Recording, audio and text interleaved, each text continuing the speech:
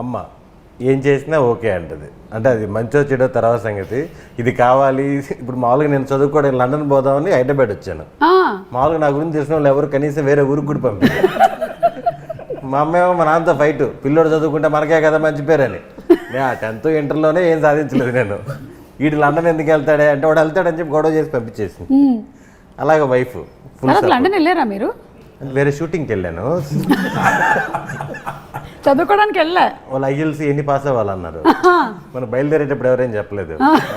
హైదరాబాద్ వచ్చినాక IELTS pass అవ్వాలంటారు, passport ఉండాలంటారు. ఎన్ని కొంచెం పాస్పోర్ట్ కూడా లేకుండా లండన్ వెళ్ళిపోదాం అనుకున్నారా? అక్కడ ఏదో కన్సల్టెన్సీ వెళ్ళాను, మొత్తం సబ్మిట్ చేశాను.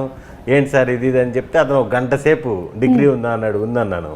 తీరా చూసాడు, డౌట్గా చూస్తుంటే సార్ అది తీసుకున్నాను బట్ ఒరిజినలే సార్ అది అన్నీ చెప్పాను.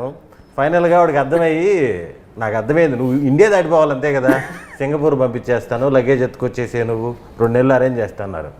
ఆంధ్ర తెలంగాణ గొడవలు జరిగి ఎంఆర్ ఆఫీస్ మూసేస్తున్నారు. పాస్పోర్ట్ కావాలంటే డేట్ ఆఫ్ బర్త్ కావాలంట. డేట్ ఆఫ్ బర్త్ మనకి ఎప్పుడు ఉపయోగపడలేదు చిన్నప్పటి నుంచి.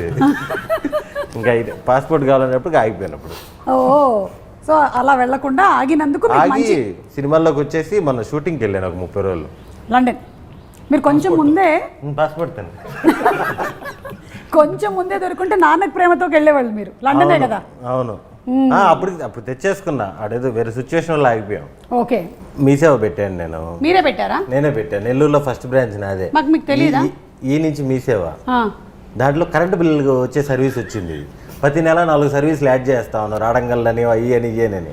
నేను ఒక అమ్మాయిని కూర్చోబెట్టేసి నేను హైర్ స్టడీస్కి హైదరాబాద్ వచ్చేసాను. దేనికి?